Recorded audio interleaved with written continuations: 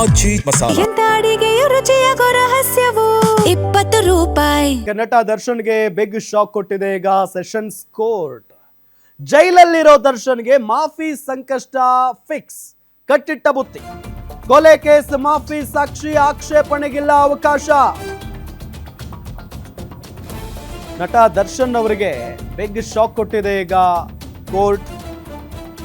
ಕೊಲೆ ಕೇಸ್ ಮಾಫಿ ಸಾಕ್ಷಿ ಆಕ್ಷೇಪಣೆಗೆ ಅವಕಾಶ ಇಲ್ಲ. ಆಕ್ಷೇಪಣೆ ಸಲ್ಲಿಸೋದಕ್ಕೆ ಪ್ರದೋಷ್ ಮಾಫಿ ಸಾಕ್ಷಿ ಬಗ್ಗೆ ಸೆಷನ್ಸ್ ಕೋರ್ಟ್ ಮಹತ್ವದ ಆದೇಶ ಹೊರಡಿಸಿದೆ. ಪ್ರದೋಷ್ ಸಲ್ಲಿಸಿರೋ ಅರ್ಜಿ ಬಗ್ಗೆ ಪ್ರತ್ಯೇಕ ಆದೇಶ ನೀಡಲಾಗುತ್ತೆ. ಇದಕ್ಕೆ ಬೇರೆ ಆರೋಪಿಗಳು ಆಕ್ಷೇಪಣೆ ಮಾಡುವ ಅವಕಾಶ ಇಲ್ಲ. ಆಕ್ಷೇಪಣೆಗೆ ಅವಕಾಶ ಕೊಟ್ಟಿಲ್ಲ ಇಲ್ಲಿ ಕೋರ್ಟ್. ದರ್ಶನ್ಗೆ ಇದರಿಂದ ಟ್ರಬಲ್ ಫಿಕ್ಸ್. ಇಂಟ್ರೆಸ್ಟಿಂಗ್ ಆಗಿ ಹೋಗ್ತಾ ಇದೆ ಈ ಪ್ರಕರಣ. ಮಾಫಿ ಸಾಕ್ಷಿಯಾಗಿ ಬರ್ತೀನಿ ಒಪ್ಕೊಳ್ಳಿ ಅಂತ ಹೇಳಿ ಕೋರ್ಟ್ ಮುಂದೆ ಹೋಗಿದ್ದಂತ ಪ್ರದೋಷ್ಗೆ ಆಲ್ಮೋಸ್ಟ್ ಓಕೆ ಅಂದಂಗಿದೆ. ಗೊತ್ತಿಲ್ಲ, ಇನ್ನು ನಾಳೆ ಇದ್ರ ಬಗ್ಗೆ ಒಂದು ಆದೇಶ ಬರುತ್ತೆ, ನಾಳೆ ಬರುತ್ತೆ. ಬಟ್ ಆಕ್ಷೇಪಣೆ ಸಲ್ಲಿಸಲಾಗುತ್ತೆ ಅಂತಾನೆ ಹೇಳಲಾಗ್ತಾ ಇತ್ತು. ಈಗ ಬೇರೆ ಬೇರೆ ಆರೋಪಿಗಳು ಈ ಪ್ರದೋಷ್ ಮಾಫಿ ಸಾಕ್ಷಿ ಅರ್ಜಿಗೆ ಆಕ್ಷೇಪಣೆ ಸಲ್ಲಿಸ್ತಾರೆ ಅಂತ ಹೇಳಲಾಗ್ತಾ ಇತ್ತು. ಅದಕ್ಕೆಲ್ಲ ಅವಕಾಶನೇ ಇಲ್ಲ, ಕೋರ್ಟ್ ಕೊಟ್ಟಿಲ್ಲ ಅವಕಾಶನ.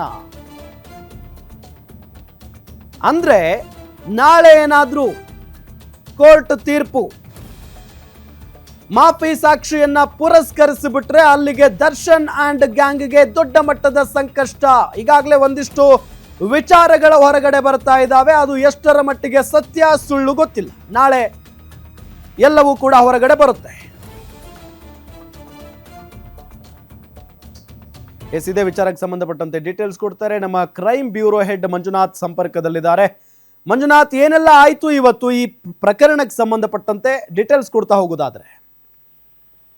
ರೇಣುಕಾಸ್ವಾಮಿ ಕೊಲೆ ಪ್ರಕರಣದಲ್ಲಿ 14ನೇ ಆರೋಪಿಯಾಗಿರ್ತಕ್ಕಂಥ ಪ್ರದೋಷ್ ನನ್ನನ್ನ ಮಾಫಿ ಸಾಕ್ಷಿಯನ್ನಾಗಿ ಮಾಡಬೇಕು ಅಂತಕ್ಕಂಥ ಒಂದು ಅರ್ಜಿಯನ್ನ ಸಲ್ಲಿಸಿದ್ರು. ಅದಕ್ಕೆ ಸಂಬಂಧಪಟ್ಟಂತೆ ಕಳೆದ ಶುಕ್ರವಾರ ವಾದ ಮತ್ತೆ ಪ್ರತಿವಾದ ಆಗಿತ್ತು.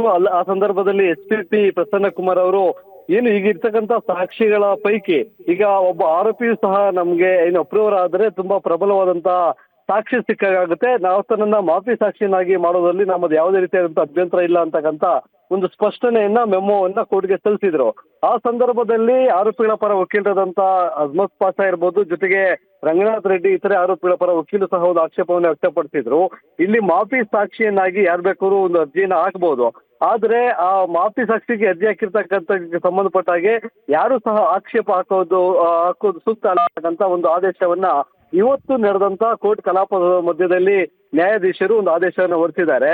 ಇಲ್ಲಿ ಏನು ತಮ್ಮ ಒಂದು ಆಕ್ಷೇಪವನ್ನ ಆಲಿಸಬೇಕು, ವಾದವನ್ನ ಕೇಳಬೇಕು ಅಂತಕ್ಕಂಥದ್ದು ಅವರ ಮನವಿ ಆಗಿತ್ತು. ಆದ್ರೆ ಆಕ್ಷೇಪ ಸಲ್ಲಿಸೋದಕ್ಕಾಗ್ಲಿ ಅಥವಾ ಆಕ್ಷೇಪ ವ್ಯಕ್ತಪಡಿಸೋದಕ್ಕಾಗ್ಲಿ ಇತರೆ ಆರೋಪಿಗಳ ಬಗ್ಗೆ ಅವಕಾಶ ಇಲ್ಲ ಅಂತಕ್ಕಂಥ ಒಂದು ಆದೇಶವನ್ನು ಹೊರಡಿಸಿದ್ದಾರೆ. ಉಳಿದಂತೆ ಏನು ಈ ಪ್ರಕರಣದಲ್ಲಿ ಸಾಕ್ಷಿಗಳಾಗಿ ಏನಿದ್ರು ಅವರನ್ನ ವಿಚಾರಣೆ ಮಾಡುವಂತ ಕೆಲಸ ಆಯ್ತು, ಇದು ವಿಟ್ನೆಸ್ ಆಯ್ತು. ಜೊತೆಗೆ ಆರೋಪಿಗಳ ಪರ ವಕೀಲರಿಂದ ಒಂದು ಕ್ರಾಸ್ ಎಕ್ಸಾಮಿನೇಷನ್ ಪ್ರಕ್ರಿಯೆ ಏನಿತ್ತು ಅದು ಸಹ ಮುಗೀತು. ನಾಳಿನ ವಿಚಾರಣೆಗಾಗಿ ಏನು ಸಾಕ್ಷಿ 23 ಜೊತೆಗೆ ಸಾಕ್ಷಿಯಾದಂತ 19ನೇ ಸಾಕ್ಷಿಗಳಿಗೆ ಒಂದು ವಿಚಾರಣೆಗೆ ಹಾಜರಾಗಬೇಕು. ಅದು ವಿಟ್ನೆಸ್ ಮತ್ತೆ ಕ್ರಾಸ್ ಎಕ್ಸಾಮಿನೇಷನ್ಗೆ ಸಂಬಂಧಪಟ್ಟಂತೆ ಒಂದು ನೋಟಿಸ್ ಅನ್ನ ಸರ್ವ್ ಮಾಡಿದ್ದಾರೆ. ಇನ್ನು ಉಳಿದಂತೆ ಪ್ರದೋಷ್ ಸಲ್ಲಿಕೆ ಮಾಡಿದಂತ ಏನು ಒಂದು ಅರ್ಜಿ ಇದೆ, ಮಾಫಿ ಸಾಕ್ಷಿಯನ್ನಾಗಿ ಪರಿಗಣಿಸಬೇಕು ಅಂತಕ್ಕಂಥ ಒಂದು ಅರ್ಜಿ ಇದೆ. ಅದಕ್ಕೆ ಸಂಬಂಧಪಟ್ಟಂತೆ ಇವತ್ತು ಎಸ್ಪಿಪಿ ಪ್ರಸನ್ನ ಕುಮಾರ್ ಅವರು ತಮ್ಮದು ಯಾವುದೇ ರೀತಿಯಿಂದ ಅಭ್ಯಂತರ ಇಲ್ಲ ಅನ್ನೋದು ಕಳೆದ ವಾದ ಮಂಡನೆಯಲ್ಲಿ ಹೇಳಿದ್ದೇವೆ. ಹೀಗಾಗಿ ಆದೇಶವನ್ನು ಹೊರಡಿಸಬೇಕು ಅಂತಕ್ಕಂಥ ಒಂದು ಮನವಿಯನ್ನು ಸಹ ಮಾಡಿಕೊಂಡ್ರು.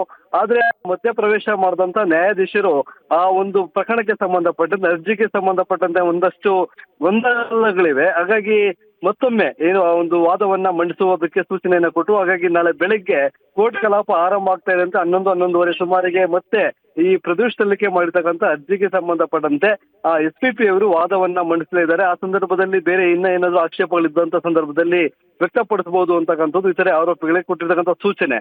ಅದಾದ ಬಳಿಕ ನಾಳೆ ಮಧ್ಯಾಹ್ನದ ನಂತರ ಪ್ರದೋಷ್ ಅರ್ಜಿಗೆ ಸಂಬಂಧಪಟ್ಟಂತೆ ಆದೇಶವನ್ನ ಪ್ರಕಟಣೆ ಮಾಡುವಂತ ಒಂದು ಅಭಿಪ್ರಾಯವನ್ನು ಸಹ ಈಗ ನ್ಯಾಯಾಧೀಶರು ಸಲ್ಲಿಸಿರ್ತಕ್ಕಂಥದ್ದು ಸೂಚನೆಯನ್ನ ಸಹ ಕೊಟ್ಟಿದ್ದಾರೆ. ಒಂದು ವೇಳೆ ಆ ಪ್ರದೋಷ ಸಲ್ಲಿಕೆ ಮಾಡಿರ್ತಕ್ಕಂಥ ಅರ್ಜಿಗೆ ಅಂಗೀಕಾರ ಮಾಡಿದೆ ಆದ್ರೆ ನೆಕ್ಸ್ಟ್ ಪ್ರೊಸೆಸ್ ಏನೇನಿರುತ್ತೆ ಅನ್ನೋದ್ರ ಬಗ್ಗೆ ಹೇಳೋದಾದ್ರೆ, ಮೊದಲಿಗೆ ಆತ ಏನು ಈಗ ಆರೋಪಿ ಪಟ್ಟಿಯಲ್ಲಿದ್ದಾನೆ, ಆರೋಪಿ 14ನೇ ಸ್ಥಾನದಲ್ಲಿರ್ತಕ್ಕಂಥ ಆರೋಪಿಯನ್ನ ಸಾಕ್ಷಿಯ ಒಂದು ಪಟ್ಟಿಯಲ್ಲಿ ಸೇರ್ಪಡೆ ಮಾಡಲಾಗುತ್ತೆ. ಆತನಿಂದ ಮೊದಲಿಗೆ ಇಡೀ ಪ್ರಕರಣಕ್ಕೆ ಸಂಬಂಧಪಟ್ಟಂತೆ ಈಗ ಇನ್ನು ತಾನು ಸಲ್ಲಿಸಿರ್ತಕ್ಕಂಥ 11 ಅಂಶಗಳಲ್ಲಿ ಅರ್ಜಿಯಲ್ಲಿ ಓಕೆ ಅಂಶಗಳನ್ನು ಉಲ್ಲೇಖ ಮಾಡಲಾಗಿದೆ. ರೇಣುಕಾಸ್ವಾಮಿಯನ್ನ ಕರ್ಕೊಂಡ್ಬಂದಿದ್ದು, ಕೊಲೆ ಮಾಡಿದ್ದು, ಜೊತೆಗೆ ಶವವನ್ನ ಬಿಸಾಡಿದಿರ್ಬೋದು, ಆರೋಪಿಗಳು ಶರಣಾಗತಿ ಮಾಡಿಸಿದ್ದು, ಈ ರೀತಿಯಾದಂತಹ 11 ಅಂಶಗಳನ್ನ ಉಲ್ಲೇಖ ಮಾಡಿಕೊಂಡು ಆ ಸಂದರ್ಭದಲ್ಲಿ ಯಾವ ಯಾವ ಆರೋಪಿ ಏನೆಲ್ಲ ಪಾತ್ರಗಳನ್ನು ನಿರ್ವಹಿಸಿದ್ದಾರೆ ಅನ್ನೋದನ್ನು ಸಹ ಸಂಕ್ಷಿಪ್ತವಾಗಿ ಅರ್ಜಿಯಲ್ಲಿ ಉಲ್ಲೇಖ ಮಾಡಲಾಗಿದೆ. ಅದಕ್ಕೆ ಸಂಬಂಧಪಟ್ಟಂತೆ ಅಂಗೀಕಾರ ಕೊಟ್ಟಾಗ ಅವರನ್ನ ಎಸ್ ಥ್ಯಾಂಕ್ ಯು ಮಂಜುನಾಥ್ ತಮ್ಮೆಲ್ಲ ಮಾಹಿತಿಗಾಗಿ.